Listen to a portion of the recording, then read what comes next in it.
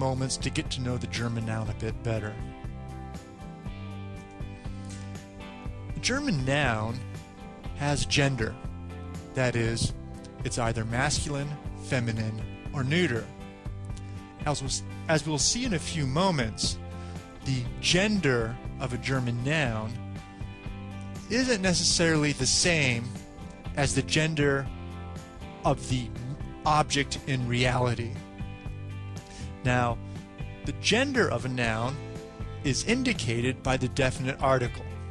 So, for instance, a masculine noun will be preceded by der. A feminine noun could be preceded by die. A neuter noun could be preceded by das. In addition to gender, a German noun will indicate number. A German noun is either singular or it is plural. So, let's look a little bit closer at this. A German noun, if it is singular, will either be masculine, feminine, or neuter. It can be preceded by the definite article der, die, or das. If a German noun is plural, it will only indicate the number. It will not indicate the gender. Therefore, it will only be preceded by the definite article die. Now, this concept is sort of familiar to us as English speakers. Let's look at the combination the man. It's preceded, the noun, it's a singular noun, is preceded by the definite article the.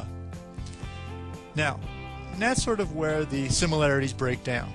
If we look at English, it doesn't tell us much about the quality of the noun. It doesn't indicate whether the noun is singular or plural. It doesn't indicate whether it's masculine, feminine, or neuter. We assume, since we're speaking about the man, that it's going to be a masculine noun. German, however, tells us a little bit more information about the quality of the noun. So we have the definite article, der. We know that from our prior discussion that der indicates the masculine gender of the noun. Now, since it's der Mann, we also know it's going to be singular. So it's a masculine singular noun. Same thing with die Frau, or the woman. Definite article tells us that the noun that follows after it will be a feminine singular noun. Now, das Auto, or the car, is the same thing. The definite article indicates that the noun following it will be a neuter singular noun. Now, the problem here that maybe you sort of see already is, well, how do I know if a noun is going to be masculine, feminine, or neuter? And sometimes it's easy for us to assume that, or it makes sense. For instance, this example, der Mann. Now, we're talking about a man, and logically, the man is going to be male. And in this sense, German supports us in our assumption. Definite article is a masculine singular, indicates that the noun that follows it is going to be masculine singular. And indeed, it's a male that we're talking about, so that makes sense. Now, the same thing with die Frau. The definite article indicates that the noun that's going to be following it is going to be a feminine singular noun. And indeed it works out that way. We're talking about a female, and it makes sense that the noun that indicates this woman is going to be a feminine singular noun. However, this way of thinking, sort of drawing tight one-to-one connections between the language and reality, don't always work out. So for instance, let's take a look at the next noun, das Mädchen, the little girl. Now, we know from our experience in reality that little girls are going to be female. However, in the German language, the noun that describes this little girl is going to be neuter singular, das Mädchen. So there isn't a one-to-one comparison between the language system and the reality that this language system describes.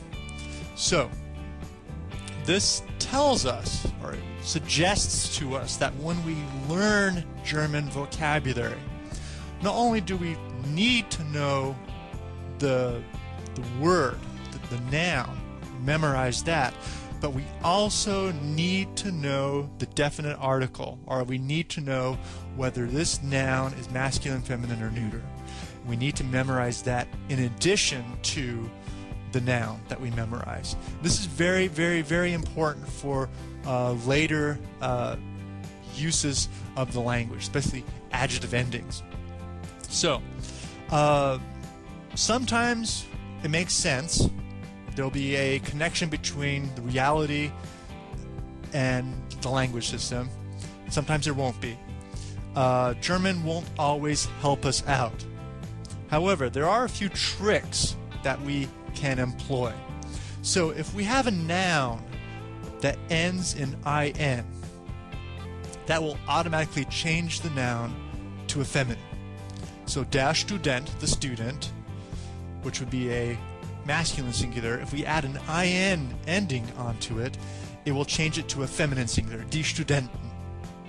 Now, same thing with UNG endings. If we ever have any noun, if you ever see a noun that has UNG ending, this noun will always be feminine singular.